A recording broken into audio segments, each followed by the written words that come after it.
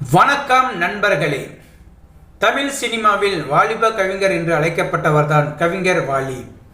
எழுதி கொடுத்த ஒரு டூயட் பாடலை கேட்ட எம்எஸ்வி இது வேண்டாம் என்று கூறிய நிலையில் அதே பாடலை மற்றொரு இசையமைப்பாளரிடம் கொடுத்து ஹிட்டாக்கியுள்ளார் கவிஞர் வாலி.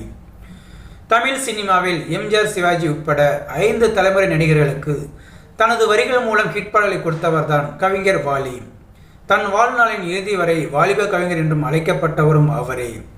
தற்போதைய முன்னணி நடிகரான சிம்பு வரை பல முன்னணி நடிகர்களுக்கு ஹிட் பாடலை கொடுத்தவரும் அவரே.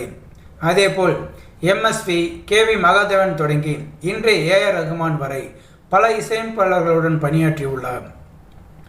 எம்ஜிஆர் படங்களுக்கு தொடர்ந்து பாடல்கள் எழுதி வந்த கண்ணதாசன் ஒரு கட்டத்தில் கருத்து முதல் காரணமாக எம்ஜிஆரை பிரிந்த போது எம்ஜிஆர் படங்களுக்கு தொடர்ந்து ஹிட் பாடலை கொடுத்தவரும் வாலிதான். பி.ஆர். பந்துலு இயக்கிய ஒரு படத்திற்கு எம்எஸ்வி இசையமைக்கும் போது ஒரு டூயட் பாடலை எழுதி கொடுத்துள்ளாராம் வாலி. இந்த பாடலை பார்த்த எம்எஸ்வி, பல்லவி ரொம்ப நீளமாக இருக்கே, வேறு பாடல் எழுதி கொடு என்று கூறியுள்ளாராம். எம்எஸ்வி வார்த்தைக்கு மறுபேச்சு பேசாத வாலி உடனடியாக அடுத்த பாடலை எழுதி கொடுத்துள்ளாராம். அன்று மாலை அதே எம்ஜிஆர் நடிக்கும் அரச கட்டளை படத்தின் கம்போஸுக்கு சென்றுள்ளாராம் வாலி. இந்த படத்தின் இசையமைப்பாளர் கேவி மகாதேவன். அப்போது அவரும் ஒரு டூயட் பாடல் வேண்டும் என்று கேட்க எம்எஸ்வி வேண்டாம் என்று சொன்ன அந்த பாடலை கேவி மகாதேவனிடம் கொடுத்துள்ளாராம் வாலி. இதை பார்த்த மகாதேவன் அந்த பாடலுக்கு ஏற்றவாறு இசையமைத்துள்ளாராம்.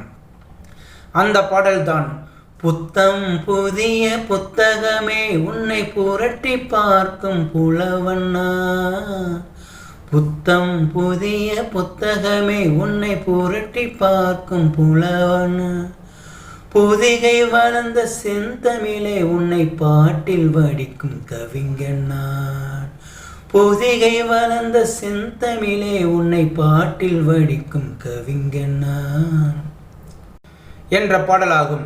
எம்ஜிஆர் படத்திற்கு இந்த பாடலை எம்எஸ்வி நிராகரித்தாலும் அதே எம்ஜிஆரின் மற்றொரு படத்துக்கு அந்த பாடலை கொடுத்து ஹிட் பாடலாக மாற்றியுள்ளார் கவிஞர் வாலி. இந்த தகவலை அவரே ஒரு பேட்டில் கூறியுள்ளாராம்.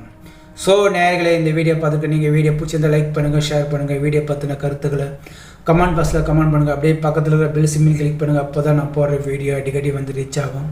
மறக்காமல் சேனலை சப்ஸ்கிரைப் பண்ணுங்கள். தேங்க்யூ, வணக்கம்.